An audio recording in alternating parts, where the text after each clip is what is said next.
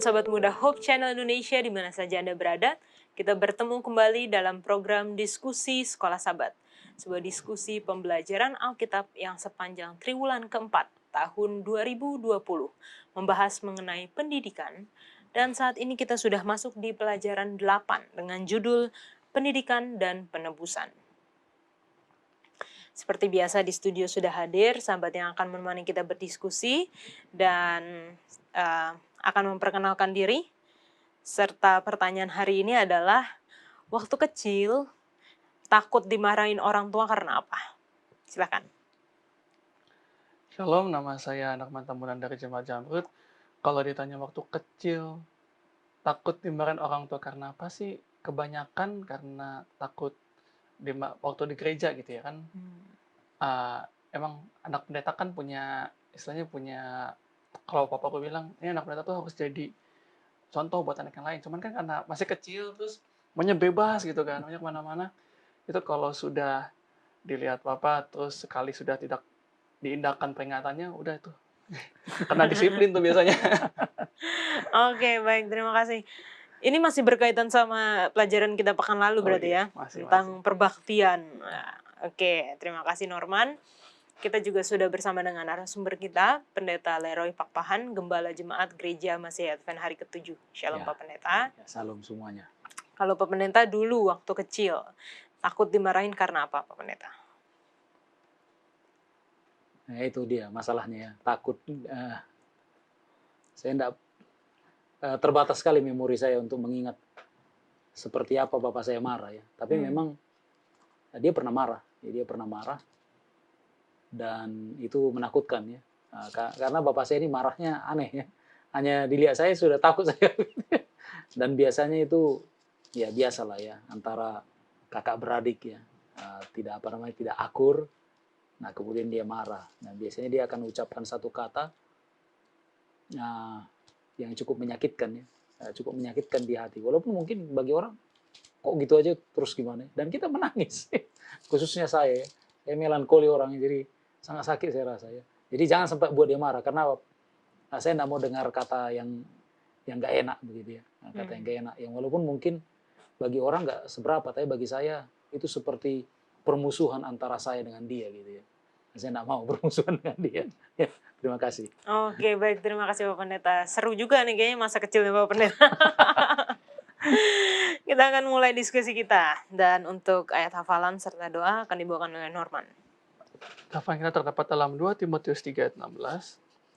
Segala tulisan yang diilhamkan Allah memang bermanfaat untuk mengajar, untuk menyatakan kesalahan, untuk memperbaiki kelakuan, dan untuk mendidik orang dalam kebenaran. Kita sama-sama berdoa. Dalam surga, kami mengucap syukur, berterima kasih atas pimpinanmu hingga pada saat ini. Kami akan berdiskusi Sekolah Sabat, kiranya Engkau memimpin diskusi ini dari awal hingga akhirnya. Berarti juga Pendeta Lore dan Kak Yola yang ada di sini, kiranya Engkau berikan kebiasaan dari surga dapat memimpin diskusi dengan baik Bapak. Ampunilah kesalahan kami, dalam nama Yesus yang berdoa, amin. Amin. Salah satu memori masa kecil yang saya ingat adalah waktu kakak saya sedang bermain di taman dengan teman-temannya, lalu main badminton, lalu bolanya itu jatuh ke got. Saya berusaha untuk membantu dengan mencoba mengambil gitu ya. Tidak tahu bagaimana malah saya jatuh ke got. Di situ wah nangis. Lalu yang saya ingat, saya tidak mau pulang karena saya takut dimarahin karena jatuh. Lucu ya, karena seharusnya saya merasa kalau udah sakit, udah keadaan seperti ini, harusnya saya pulang gitu. Tetapi banyak orang yang merasa juga seperti itu. Ketika mereka merasa saya sudah berdosa, saya sudah tidak layak lagi, saya sudah jatuh ke dalam dosa. Saya takut kalau saya datang kepada Tuhan, nanti Tuhan hukum saya. Saya takut kalau saya datang kepada Tuhan, nanti saya dimarahin, saya kena apa bisa kita bilang ya, karma, contohnya seperti itu. Dan ketika kita mempelajari pekan ini tentang pendidikan dan penebusan, Ya. kita harus melihat Tuhan Allah kita itu sebagai Allah yang penuh kasih. Bahkan di sini dikatakan sebagai sebuah kisah dari seorang ayah dan anak-anaknya yang memberontak, yang pada akhirnya akan sadar. Seorang ayah, bapa, yang setiap hari menunggu anaknya yang hilang itu untuk pulang ke rumah. Seorang guru dan murid-muridnya, bahwa murid-murid itu senantiasa gagal dalam ujian, tetapi guru begitu sabar menjelaskan kepada mereka berbagai pelajaran berulang-ulang, sampai akhirnya beberapa orang mempelajarinya. Jadi ketika kita melihat kisah penebusan, kita akan menyadari bahwa kasih Allah itu tidak terbatas. Terkadang manusia yang membatasinya. Diri kita sendiri yang membatasinya. Tidak mungkin Tuhan ampuni saya lagi, tidak mungkin Tuhan kasihi saya lagi. Padahal Tuhan kita sudah mati bagi kita untuk menebus dosa kita. Jangan kemana-mana, kita lanjutkan pelajaran kita setelah yang satu ini.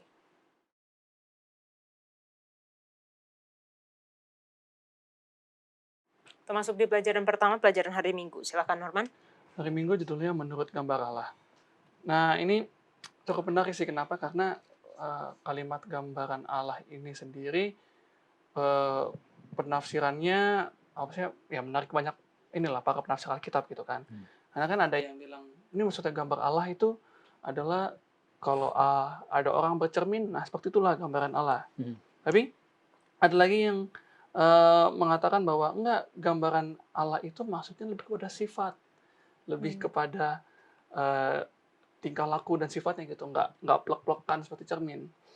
Nah, di sekolah sahabat kita pada hari Minggu ini ditekankan bahwa menurut gambar Allah ini dia lebih menjurus kepada bagaimana manusia itu harus kembali kepada Allah, harus kembali sesuai dengan keinginan Allah dengan sistem pendidikan. Di sini dibilang, Ellen G. White menuliskan bahwa tujuan pendidikan adalah mengembalikan manusia pada gambar atau citra penciptaan. Seri Membina Keluarga jilid 3 halaman 12-14. Tapi kan yang jadi pertanyaannya kan, gimana caranya si sistem pendidikan ini, bisa mengembalikan seseorang itu mengembalikan kepada gambaran seperti Allah gitu kan? Karena kalau menurut saya pribadi ini nggak masuk di akal. Gimana ceritanya dari sistem pendidikan Kristen bisa terpantul citra Allah gitu kan? Tapi di sekolah sahabat kita diingatkan lagi bahwa ini, aku suka ilustrasinya ya. Sama seperti orang tua yang dia mendidik anak gitu kan, mendidik bagaimana cara dia dikasih makan, cara dia berjalan, mendidik sampai dia bisa berjalan, mendidik harus berbuat apa yang baik dan apa yang salah. Seperti itu juga Allah kepada kita gitu loh. Dan itu juga sistem pendidikan kita. Jadi ketika Allah mendidik kita dengan sistem pendidikan kekristenan, maka yang mau Allah berikan adalah ini loh, ada terpantul gambaran gitu loh, ada terpancar gambaran Allah kepada kita gitu loh. Sehingga sahabat kita menyebutnya dengan gambaran mental. Jadi memungkinkan kita bahwa dari Allah, lalu kalau aku bilang ini kayak cahaya gitu kan, dari Allah terus diserap sama kita, terus kita mantulin lagi kepada orang banyak. Nah, seperti itu yang diharapkan gitu kan. Di alinea terakhir, terus paragraf terakhir nih, aku ada garis bawahi. Dia menciptakan kita menurut gambarnya. Dia lakukan seperti itu sehingga dia boleh mengajar kita dan kita belajar darinya. Sampai pada akhirnya gambarannya atau pikirannya terpantul dalam diri kita. Sama seperti itu kan, kalau ada istilah like father like son gitu kan. Gimana si bapak, itulah si anak. Nah sama juga seperti itu, bagaimana Allah, bagaimana sifat Allah, ya itu yang ingin Allah tampilkan kepada kita, dan dari kita juga diberikan kepada orang banyak bahwa ini loh Allah saya gitu. Dari apa yang telah diajarkan seperti itu. Oke, ini ada satu kalimat di Sahabat Petang yang bagus nih menurut saya. Belajar untuk mengetahui Allah itu adalah respons utama kita terhadap anugerahnya. Jadi kita yang telah manusia yang telah menerima anugerah penebusan itu, respon kita adalah belajar mengenal Allah kita. Mengenal itu kan bukan cuman ya saya tahu doang. Oh ya itu Tuhan, oh ya Dia menciptakan saya itu. Tetapi mengenal karakternya, sifatnya, hukumnya. Nah, jadi pelajaran hari Minggu, image of God itu ya tujuan pendidikan itu ya untuk membawa manusia belajar mengenal citra Allah atau image Allah itu. Dan itu adalah respon utama dari anugerah yang telah kita terima. Gimana Pak Pendeta? Dan kemudian ketika berbicara tentang merestorasi gambar Allah dalam diri manusia itu membuat kita mencoba memahami apa sih yang diinginkan oleh Tuhan. Memang sih dalam level pertama kan manusia, setiap orang kan kalau namanya dalam penyembahan selalu mau tanya, lalu apa untungnya? Kan begitu. Dan ketika kita mengetahui bahwa Allah bisa memberikan ini dan itu, maka orang kadang gagal fokus. Sehingga proses transformasi gambar Allah dalam diri manusia itu gagal, ya, mengalami kesalahan, ya. Jadi ada syntax error ya dalam bahasa teknisnya. Karena apa? Karena manusia ketika mengetahui Allah ini siapa, lalu kemudian apa yang disiapkannya, orang lebih tertarik kepada apa yang ada, apa yang ditawarkan oleh Tuhan. Sama seperti begini, saya suka kepada bapak saya bukan karena siapa bapak saya, tapi apa yang ada di kantongnya. Ya kan? Warisannya dan segala macam, hartanya, saya bisa dapat begini. Jadi saya lebih tertarik kepada apa yang dapat diberikannya, gantinya apa sih yang sebenarnya yang dia pengen dari saya, ya kan? Jadi ini kan lebih lebih dalam, ya.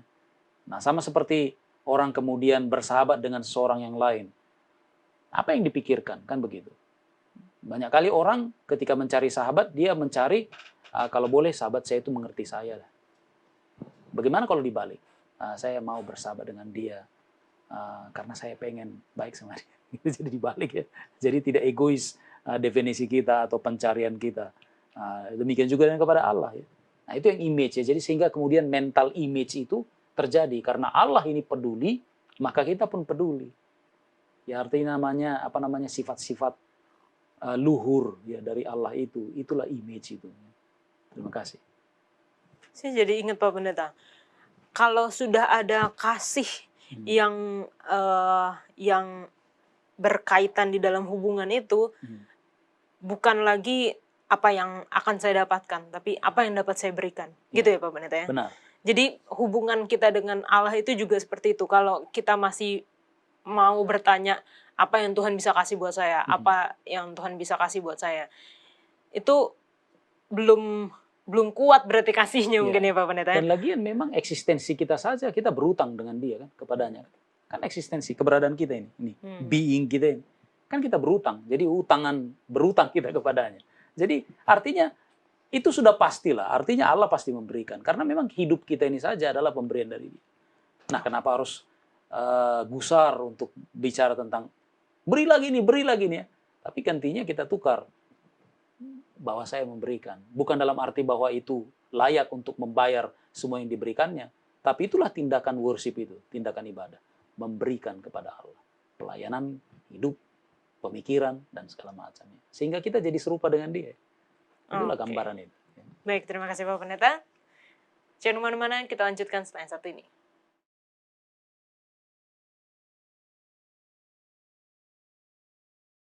Kita masuk di pelajaran hari Senin. Judulnya adalah Yesus sebagai Guru. Kita dari kecil pasti punya banyak sekali guru, ya. Setiap tingkat itu biasanya homeroom teacher-nya atau wali kelasnya itu berbeda. Belum lagi ketika sudah SMP, SMA, setiap pelajaran itu berbeda. Dan dari sebanyak guru yang kita miliki, kita pasti ingat lah beberapa karena punya kesan tersendiri gitu terhadap mereka.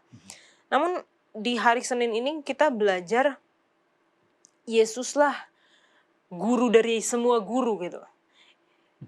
Guru agung.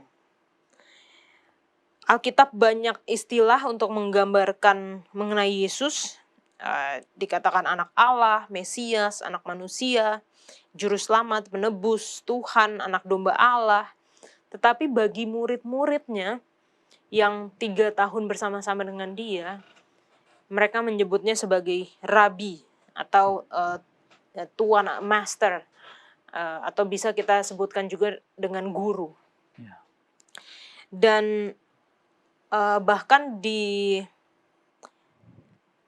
ayat Yesaya 11 ayat 1-3, ketika Alkitab menggambarkan tentang Raja Damai itu, tentang Yesus itu, dipakai kata-kata yang menunjukkan ciri khas seorang guru, yaitu roh Tuhan ada padanya, roh hikmat dan pengertian, roh nasihat dan keperkasaan, roh pengenalan dan takut akan Tuhan. Jadi kita melihat bahwa Yesus diperkenalkan dan dalam kehidupannya memang dia adalah seorang guru. Dia pergi kemana-mana, ya menyembuhkan sebagai dokter juga, tetapi banyak kali dia mengajar juga. Mengajar murid-muridnya dan mengajar orang banyak. Ada satu cerita yang kita sudah familiar sekali di dalam Yohanes 3 ketika Nikodemus, seorang ahli pada zamannya yang sangat dikenal dan sangat dihormati oleh orang-orang, datang kepada Yesus dan dia mengakui bahwa Yesus itu adalah seorang guru. Bahkan di sini dikatakan lebih lanjut mengidentifikasikan karunia mengajar Yesus berasal dari Allah karena tanda-tanda yang Yesus lakukan, yaitu mujizatnya dan berbagai pengertiannya tentang makna kehidupan. Yesus menerima gelar atau sebutan yang diberikan kepadanya, kemudian dengan pasti karunia mengajar yang diberikan kepadanya ditanggapinya dengan menyatakan bahwa Nikodemus harus dilahirkan kembali untuk melihat, mengerti sebagaimana dia masuk kerajaan Allah. Hal ini berarti bahwa otoritas untuk mengajar orang lain, bahkan dalam kasus Yesus ini, benar-benar datang dari Allah. Dan ini satu tanggung jawab yang besar sekali bagi seorang guru. Guru-guru di sekolah, terutama di sekolah-sekolah kita ya, sekolah Kristen. Misi atau visinya adalah mengembalikan citra Allah dalam murid-murid yang diajarkan. Bukan hanya itu, guru-guru sekolah Sabat tidak kalah pentingnya. Jangan pikir ya guru-guru sekolah Sabat, ya udahlah nanti hari-hari dekat-dekat udah mau Sabat baru belajar lah gitu. Ternyata tanggung jawab guru-guru sekolah Sabat ini sangat besar sekali. Karena sebagai ungkapan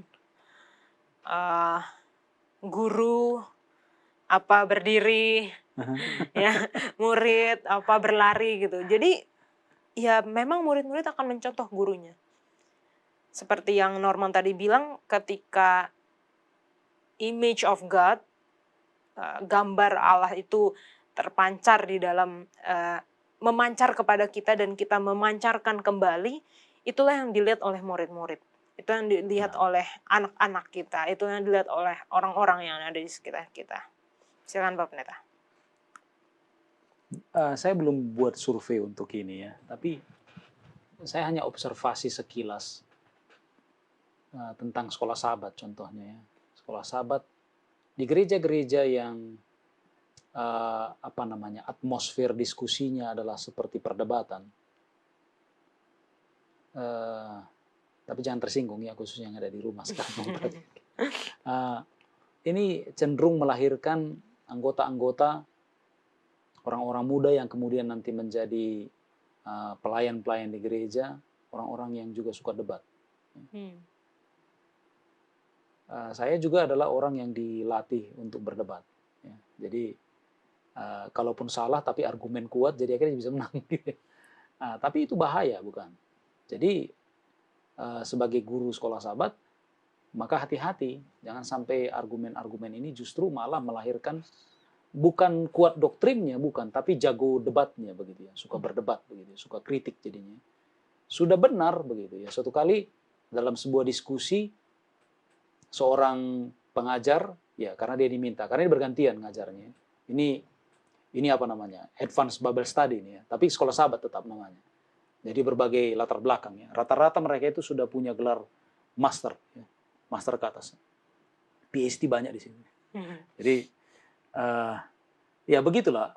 For the sake of discussion, dalam penjelasan Bapak ini, dia sudah bagus sekali dalam menjelaskan. Tapi kita dipancing senantiasa untuk buat pertanyaan. Udah jelas. Tapi untuk bikin pertanyaan juga. Ya, jadi dibuat pertanyaan. Ya, dibuat pertanyaan. Lalu kemudian ada seorang Bapak katakan,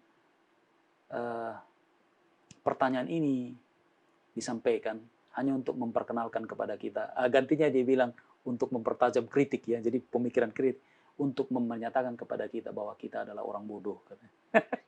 Sudah jelas ditanya lagi kan begitu.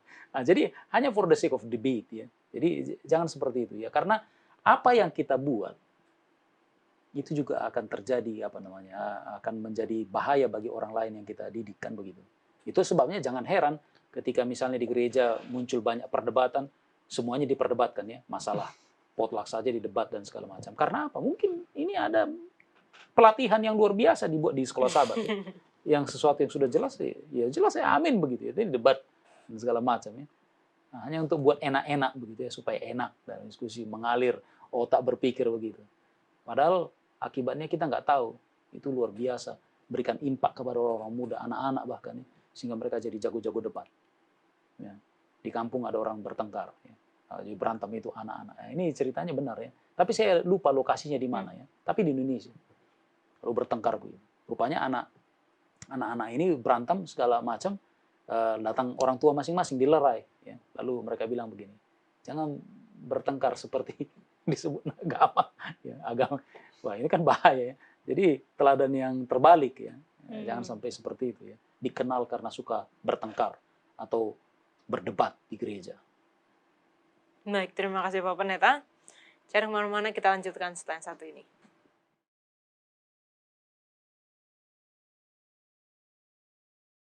Kita masuk di pelajaran hari Selasa. Silahkan Pak Pendeta. Ini adalah kuliah ya dalam pelajaran kita hari Selasa ini ya. Musa dan nabi-nabi. Diberikan informasi kepada kita soal penyusunan atau soal kategori dalam Alkitab. Nah, Alkitab kita ini khususnya Perjanjian Lama kan diatur sedemikian rupa. Tentu saja dimulai dengan 5 buku Musa.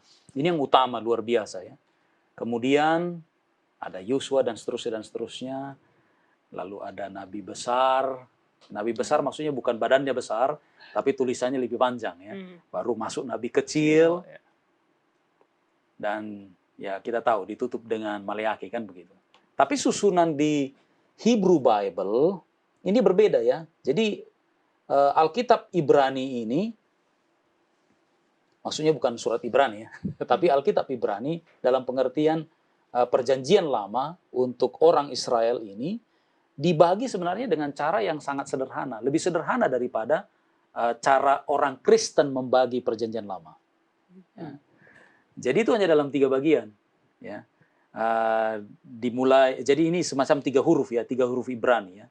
Kalau kita transliterasi itu sama seperti T, N, K, ya. Atau kalau disebut namanya jadi Tanakh, ya Tanakh. Jadi T ini Torah, itulah dia Torah. Torah itu yaitu 5 buku ya, 5 buku Musa, Kejadian, Keluaran, Imamat, Bilangan, Ulangan. Itu yang pertama dan terutama ya. Dan di sini kita temukan begitu banyak aturan-aturan ya, hukum dan segala macam. Dan saya mau jelaskan bahwa orang Saduki termasuk golongan atau keturunan imam, mereka hanya percaya dengan Torah. Itulah sebabnya setiap kali mereka bikin pertanyaan, Yesus menjawab seboleh-bolehnya selalu datang dari Torah. Tidak dari buku yang lain. Nah, kalau orang Farisi dengan ahli Taurat, mereka percaya dengan semua buku. Ya, 39 buku itu mereka percaya. Ya. Nah, kemudian muncul yang namanya N. Nah, N ini ya, mirip dengan bahasa kita ya, Nabi, ya, Nevi'im. Nah, Nevi'im ini yang masuk di dalamnya, buku yang pertama, kita akan kaget. Ini disebut Nevi'im, yaitu Yosua. Kan ini aneh bagi orang Kristen ya. Nah, bukan dong. Lalu, oke lah, kalau mungkin Yosua Nabi, oke lah. Tapi bagaimana dengan hakim-hakim? Ada Samson di situ. Nabi apa itu ya? Lalu kemudian ada Samuel, raja-raja. Baru kemudian ada nabi yang kita tahu. Yesaya, Yeremia, dan seterusnya. Sampai kepada Maleaki. Jadi Maleaki bukan kitab terakhir. Lalu setelah N, masuk K. Yaitu Ketubim. Kitab-kitab atau tulisan-tulisan. Ini seperti Mazmur, Amsal, dan seterusnya. Sampai kemudian ditutup dengan Tawarikh. Jadi Tawarikh adalah kitab terakhir dari Hebrew Bible. Nah, apa yang menarik adalah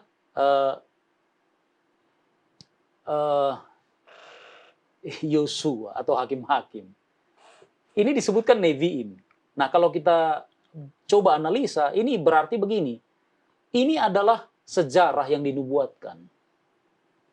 Jadi sengaja dipilih untuk menjadi cerita kepada generasi-generasi penerus bahwa inilah kita. Jadi dari kitab Kejadian yaitu Torah, Keluaran, ya kita tahu kemudian ada Imamat, baru Bilangan, Ulangan, lalu kemudian diperkenalkanlah yang namanya Nevi'im. Jadi bukan hanya sekedar nabi, tapi juga sejarah yang dinubuatkan. Ini loh kita. Jadi setelah ketahui, oh kita diciptakan oleh Allah, tapi kemudian inilah bangsa kita.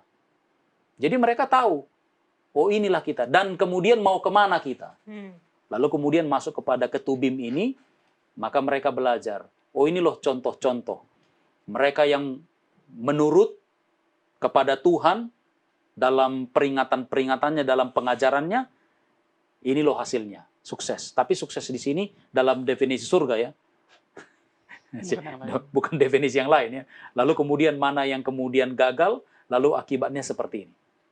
Jadi orang Israel itu dalam mempelajari kitab-kitab ini, yaitu Tanakh tadi, belajar sesuatu. Oh ini loh.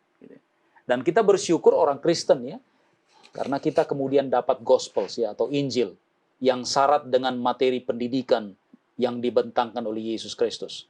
Ada perumpamaan, ada rhetorical questions, ada discourses, ya percakapan yang panjang, termasuk juga dia mengajar melalui tindakan-tindakannya.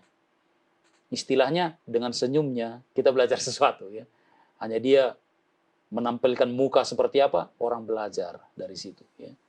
Nah, jadi inilah yang kita sebut pelajaran-pelajaran. Nah, terlepas dari Injil ya, Tanakh tadi itulah yang kemudian, atau seluruh perjanjian lama itulah yang kemudian disebutkan dalam ayat hafalan kita ya. Terima kasih untuk ayat hafalan ini ya.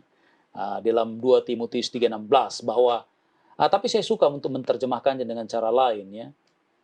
Karena ada sesuatu di situ yang seharusnya tidak muncul ya. Kata memang ya, seharusnya itu dan ya. Jadi seharusnya disebutkan setiap tulisan yang diilhamkan dan yang dihembuskan Allah, fungsinya adalah untuk ada 4. Untuk didaskalia ya, guru dalam bahasa Yunani ini disebut dengan didaskalos, ini pengajaran. Lalu untuk teguran, lalu untuk koreksi, lalu yang terakhir adalah untuk pelatihan. Diambil dari kata pedia.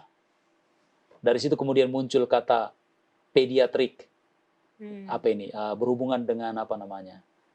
Case-case anak-anak ya. Ya, kira-kira itu untuk medical purpose. Jadi ini dia.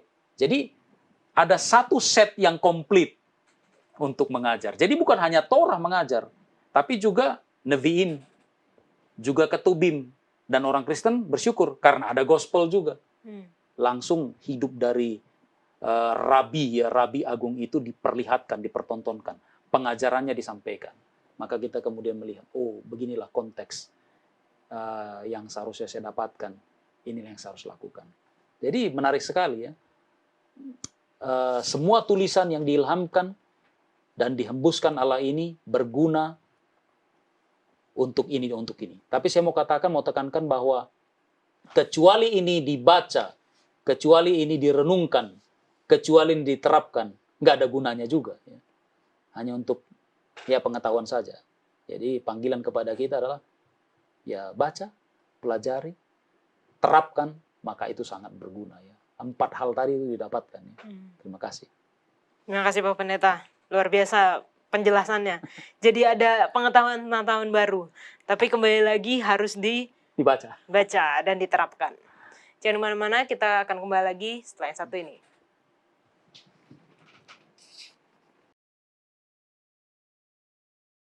Kita masuk di pelajaran hari Rabu, silahkan Norman.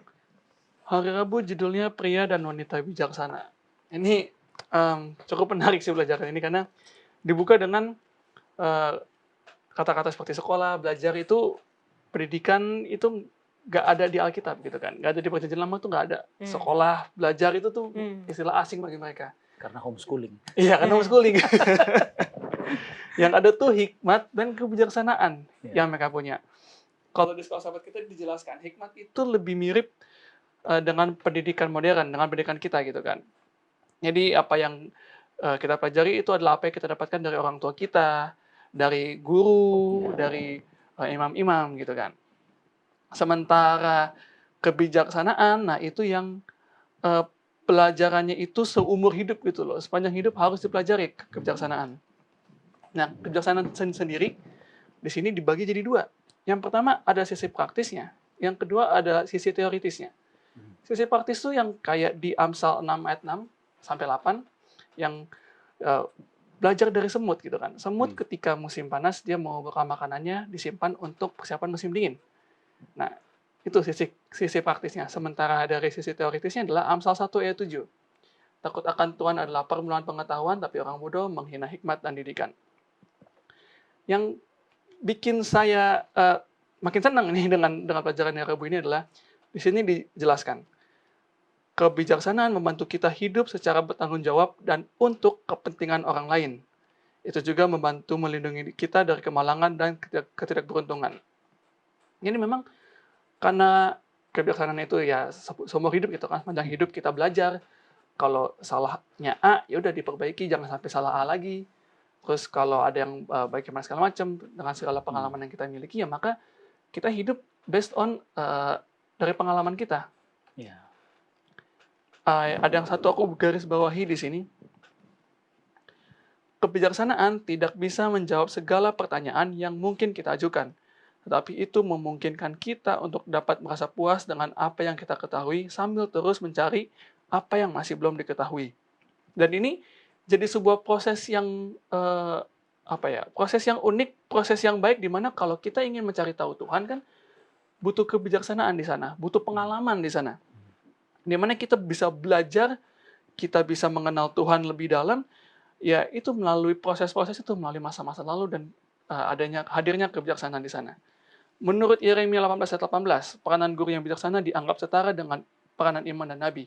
Ketiganya menyampaikan berbagai pesan dari Tuhan kepada umatnya dalam bentuk instruksi dalam hukum, nasihat pendidikan, dan pekabaran khusus dari Allah. Dan di hari Rabu ini yang jadi, menurut aku yang jadi penekanannya adalah bahwa ketika kita punya hikmat, ketika kita punya kebijaksanaan, ketika kita minta dari Allah hikmat dan kebijaksanaan itu, maka disitulah sistem pendidikannya bekerja. Kita kan jadinya mencari Allah sampai, kalau kata dilakukan, sampai dapat gitu loh, sampai benar. Oh ini kata Allah itu Allah yang begini, dan melalui pengalaman yang telah dilalui makin kenal lah kita dengan Allah kita. Nih pendeta, ada pertanyaan yang saya rasa cukup bagus di sini di paragraf terakhir. Bagaimanakah kita dapat belajar kebijaksanaan dan kemudian meluruskannya kepada generasi yang datang setelah kita? Itu pendeta. Karena seperti yang dibilang tadi bahwa tidak ada istilah sekolah ya. Iya. Jadi bagaimana? Ya, inilah bisnis sekolah, bukan? Bisnis sekolah itu kan ya, saya tidak perlu repot-repot, anak saya bisa saya kirim ke sana. Tapi yang seperti ini bagaimana caranya? Kecuali diceritakan. Ya kan? Diperlihatkan, disampaikan. Itu yang dimaksud. Jadi orang-orang berhikmat ini kan ada di antara mereka waktu itu ya, seperti ini namanya apa namanya, orang bijak dengan wanita bijak yang disebut ya. Nah, itu ada. Jadi tapi jangan samakan mereka dengan ini dalam arti positif ya. Jangan samakan dengan istilah orang pintar sekarang ini. Ya, kalau orang sekarang kan kalau dibilang orang pintar maksudnya apa itu? Dukun. Orang yang tahu. Bukan yang seperti itu. Walaupun saya mau katakan bahwa ya orang pintar yang seperti kita sebut sekarang ini juga ada mereka punya hikmat. Ya. Ketika kita datangi, mereka kasih nasihat. Cuman masalahnya campur.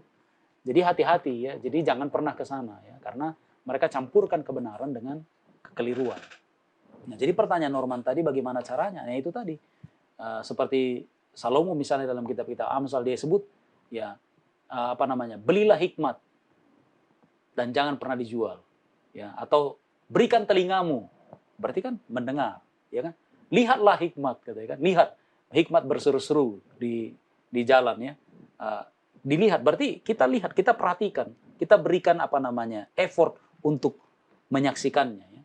Dan memang kalau bicara tentang tulisan-tulisan hikmat kan, contohnya di Amsal, contohnya ada juga di kitab Daniel, ada di situ ya. Ada pengkhotbah. Ada sebagian di Mazmur. Ini kan semuanya diberitahukan kepada kita untuk membuat kita bukan sekedar pintar atau cerdas, tapi membuat kita berhikmat. Ya, jadi itulah sekolahnya. Jadi sama seperti orang, saya dapat pendidikan nih katanya. Saya sekolah nih, tapi nggak dapat ilmu, kenapa? Lalu datang ada yang ledek, iya sih. Dia pergi ke sekolah tapi hanya sampai pintu gerbang. Nah, sama seperti itu ya dengan ini. Hikmat ini memang harus dilihat, disaksikan, digeluti. Bahkan dalam istilahnya Raja Salomo disebutkan ini bagaikan memperistri. Jadi seperti istri ini, hikmat ini.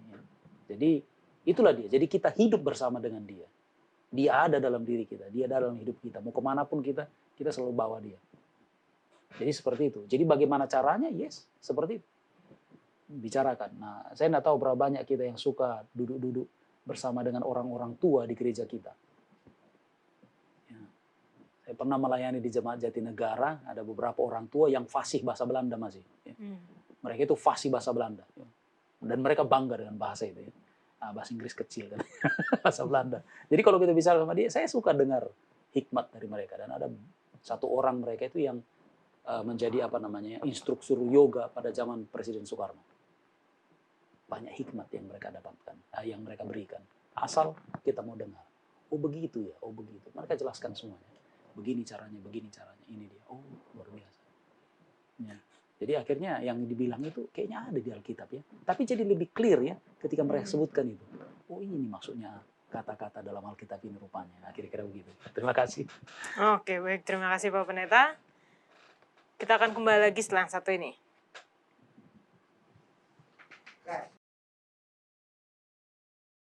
Pelajaran Kamis judulnya adalah Pendidikan di Gereja Mula-Mula.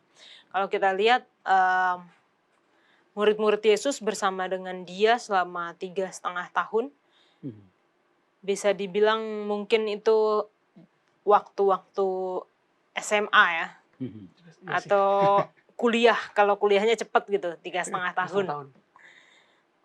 Dan seharusnya siswa yang sudah menjalani satu masa pembelajaran itu sudah siap untuk naik ke level yang lebih tinggi.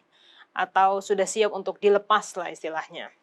Tetapi kita lihat ceritanya, Yesus mengetahui lebih dalam lagi dari murid-murid ini. Malahan di ujung dari cerita, murid-murid yang sudah bersama-sama dengan Yesus selama 3,5 tahun ini, mereka kehilangan arah. Mereka bahkan tidak sedikit yang kembali ke profesi awal mereka. Dan Yesus yang mengetahui hal itu, dia tidak meninggalkan murid-muridnya sendirian. Dikatakan, ia menyediakan bagi para pengikutnya pendidikan yang berkelanjutan dan terus-menerus di bawah bimbingan Roh Kudus.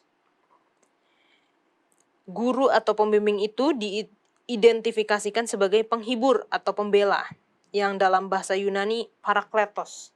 Betul ya Pak Pendeta? Parakletos, ya. Parakletos. Jadi satu ayat yang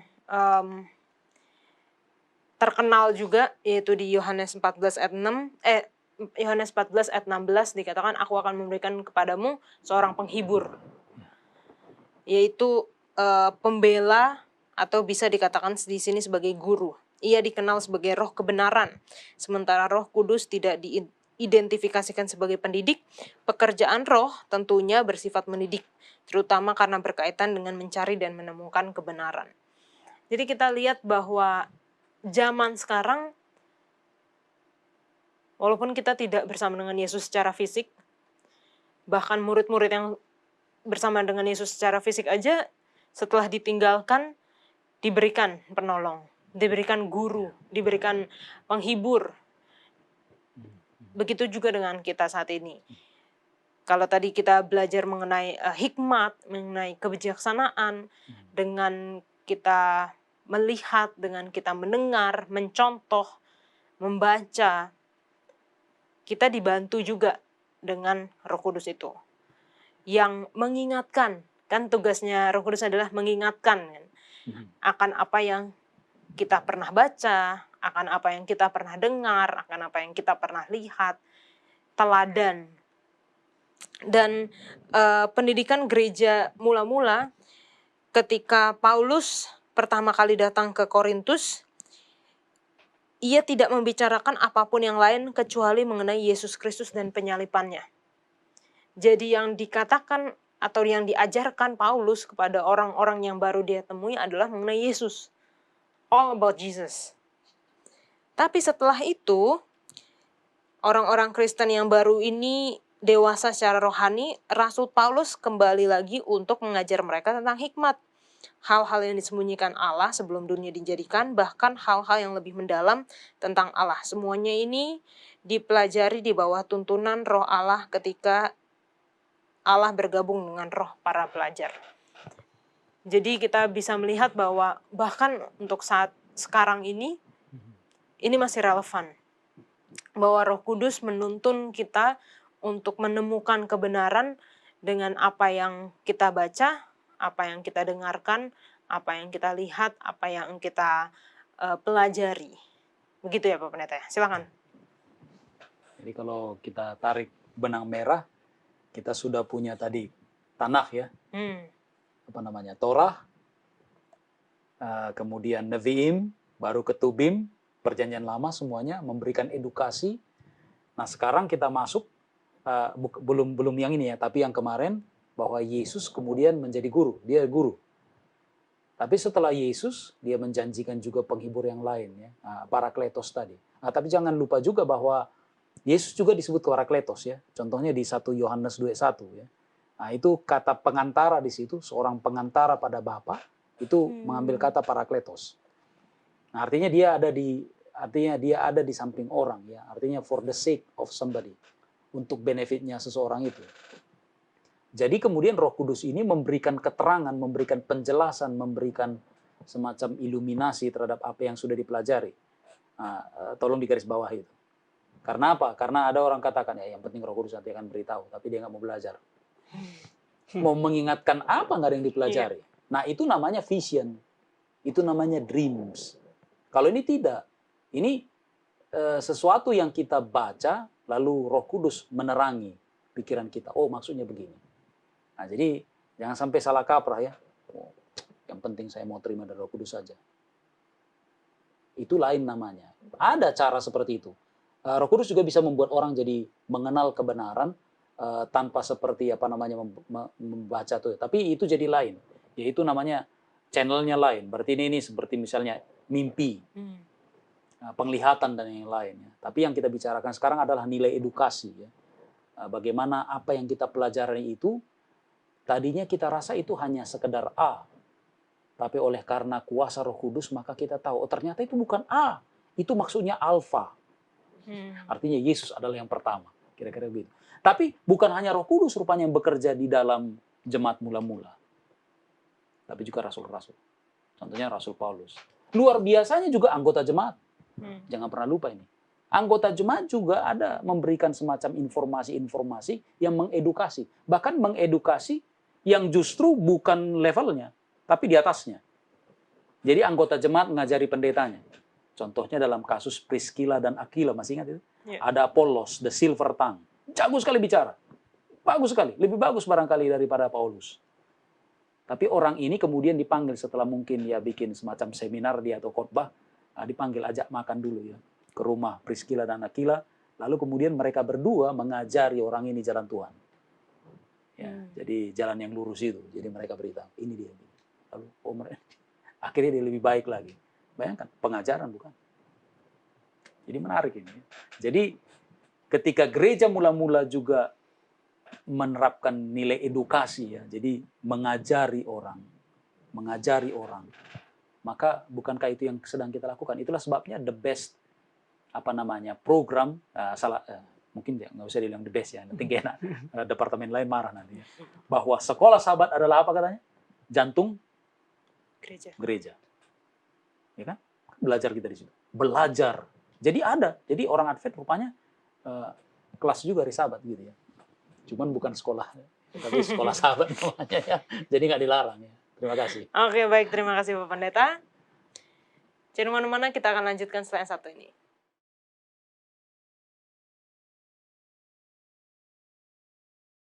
Kita sudah sampai di penghujung pelajaran hari Jumat pendalaman, Pak Pendeta. Silakan. Sekarang penebusan itu dikaitkan dengan conjunction dan ya, dengan pendidikan atau education. Lalu kemudian di hari, seharusnya memang pendalaman saja ya, tapi ya di dalam hari Jumat ini kita mendapatkan tambahan, jadi semacam appendix ya lagi ya. Ada yang baru, yang tidak dibahas tadinya di hari-hari lain, yaitu dalam The Great Commission. Ya, Great Commission, apa ini namanya? Perintah Agung. Dalam pasal 28. Saya suka memulainya ini tidak di ayat 19, tapi lebih bagus ayat 18. Karena 18 itulah fondasinya yang membuat Yesus kemudian menyampaikan perintah agung. Ya. Jadi, kalau kita perhatikan ayat 19 sampai 20, dalam bahasa aslinya, hanya satu kali kata kerja muncul. Bukan dipergi, ya, bukan dan itu orang sudah tahu ya, yaitu muncul dengan kata ini ya, mati tefsate, ya, mati tefsate. Ini bentuk imperatif present plural dari mate tef atau mati tevo, ya, ini dia. Artinya menjadikan murid, jadikan orang murid, ya. Jadi artinya inilah perintah itu, menjadikan murid. Dan bukankah kita rasa ini education ya? Ini pemuridan ini kan education ini, ya. Lalu Yesus pun berkata juga begini ya, kalau saya mau bandingkan ini dengan Matius 23:8 ya. Menarik sekali ketika Yesus berkata begini kepada murid-muridnya. Janganlah, kalau saya terjemahkan secara bebas begini, janganlah pernah kamu disebut rabi. Ini untuk Matthean Church ya, jadi Matthean Community ya. Jadi komunitas gereja Matius atau komunitas gereja Injil Matius. Karena Injil Matius ini kan juga menjadi buku apa namanya ini, semacam buku ibadah dalam komunitas Matius. Ya. Jadi dia katakan janganlah pernah kamu disebut rabi. Karena apa? Karena hanya satu rabimu. Dan kamu semua adalah saudara. Jadi dalam perintah jadikan segala bangsa muridku, kalau kita lihat dari kacamata ini ya, tidak membuat kita kemudian menjadi guru sekolah sahabat ya. Tidak, tapi justru kita murid, sama-sama murid, tapi murid yang mengajari, supaya kemudian murid lain itu jadi belajar, lalu dia nanti akan mengajari lagi. Tapi dengan satu pengertian bahwa hanya satu guru kita, hanya satu rabi yang agung itu Yesus Kristus. Karena dia yang suruh. Jadi pergilah, sementara kau pergi, jadikanlah segala bangsa muridku. Gurunya siapa? Yesus Kristus sendiri. Nah jadi, dalam memenuhi perintah agung ini pun, kita kemudian tidak luput dari dua kegiatan lain ya. Jadi bukan hanya mengajar, tapi juga ada yang disebut namanya dengan dibuat tulisan bahasa aslinya itu ya, kerigma ya, atau proclamation. Kemudian ada juga didaki ya, yaitu pengajaran. Jadi saya mau katakan bahwa apapun yang ada di sekitar kita dapat kita gunakan untuk mempelajari sesuatu, untuk membuat kita berhikmat. Jadi bukan sekedar cerdas. Jadi kita harus ingat bahwa pemahaman itu tidak datang secara alamiah, ya. Tapi itu datang oleh belajar. Jadi ketika kita mau memproklamasikan Injil, ya tentu saja harus ada yang namanya proses belajar. Mau ngomong apa gitu ya? Suruh bikin KKR gitu ya. Tapi nggak pernah belajar apa gitu. Kira-kira apa ya ini sampai terjadilah testimoni ya, testimoni. Benar, testimoni bagus ya. Siapa bilang testimoni tidak bagus ya, kesaksian-kesaksian. Tapi jangan pernah lupa ketika kita bicara tentang kerigma, ya, pengajaran, lalu proclamation, apalagi didaki, ya, kita harus ada sesuatu di sini yang mau kita bagikan, bukan hanya pribadi kita. Kalau kesaksian kan biasanya kita akan bawa orang lihat apa yang terjadi dalam diri saya, apa yang Tuhan, jadi apa karya Tuhan dalam diri saya. Tapi jangan lupa juga doktrin, ya, jangan lupa juga teachingnya apa itu, konsepnya ya. Jadi kita sampaikan. Jadi belajar banyak ya. Sehingga dengan demikian waktu kita membuka mulut kita, maka yang keluar dari mulut kita adalah hal-hal yang boleh menolong orang untuk memahami ya. Karena seperti Rasul Paulus katakan ada banyak orang giat katanya, giat dalam mencari Tuhan tapi tanpa pengertian yang benar. Mengerikan ini. Dan itu berbahaya. Karena giat beragama tapi tanpa pengertian yang benar jadi bikin fanatik. Tapi kalau misalnya berpengetahuan tapi nggak giat, itu juga berbahaya juga ya. Jadi harus balance ya. Terima kasih. Oke, baik. Terima kasih Pak Pendeta. Terima kasih Norman sudah berdiskusi bersama. Ketika kita mengasihi seorang, maka kita rindu untuk mau mengenal dia dengan lebih baik. Sama seperti kita mengasihi Allah kita, maka kita mau untuk belajar lebih banyak mengenal Allah yang kita sembah. Kita akan bertemu di episode selanjutnya. Tuhan Yesus memberkati.